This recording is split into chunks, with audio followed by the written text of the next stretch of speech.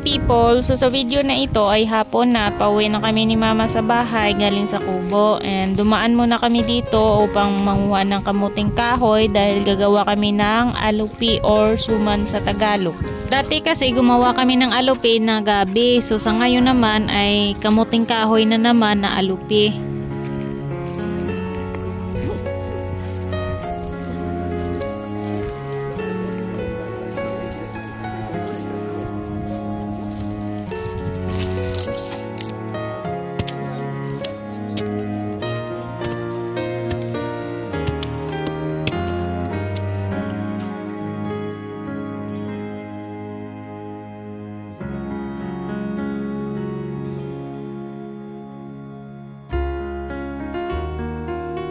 Balik, kumuha kami dyan ni mama ng 3 puno kasi medyo madami naman ang laman nito, at pagkatapos nyan ay umuwi na kagad kami. At kung makikita nyo, may mga babies na aso na sumusunod kay mama. Yun ang naging kasama niya papunta sa kubo at pauwi ng bahay sa tuwing nasa eskwelahan kami. Yun na muna ang naging guardian ni mama at inaalagaan niya po yan ng mabuti. Minsan ang ingay ni mama sa daan, nakala mo naman kung sinong mga tao ang kausap, ang mga aso lang naman pala. So ayun, malapit na kami sa sanggutan or kinukunan ni mama ng lambanog.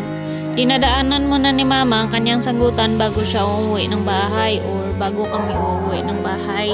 So ayun, nilagay muna ni mama ang kanyang bag kasi aakyat siya sa puno ng lubi.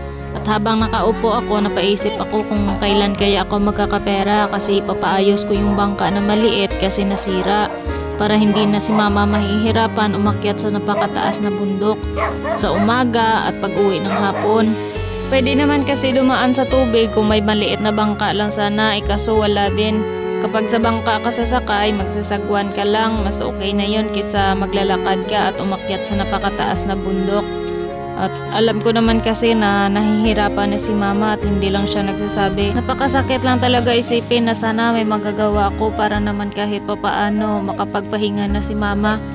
Kaso nag-aaral pa ako. So ayun, tinatawag na ni mama yung mga puppies niya kasi dadaan kami sa overflow na gawa sa kawayan. Kaso binitbit niya na lang kasi daw natakot siya na baka malaglag daw sa tubig. Natawa pa nga ako dyan kasi nga tingnan nyo naman ang posisyon ng mga puppies ni mama. Hindi ko po siya dyan natulungan sa pagbitbit kasi nga may dala din ako na sako. Pagkalagay ni mama ng kanyang mga puppies, nasaktan yung brown pero naging okay naman. Nano si mama. Oh, hala, kaluoy.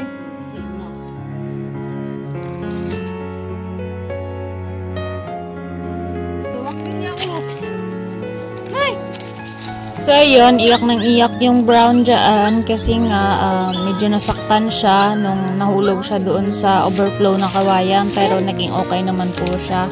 So ayun, paakyat na kami sa napakataas na bundok at ito rin yung palaging dinadaanan namin papunta sa kubo at pauwi ng bahay. Especially si mama, araw-araw naglalakad mula umaga at pauwi ng hapon. Panoorin nyo rin po kung paano umakyat ang mga puppies ni mama sa mga bato.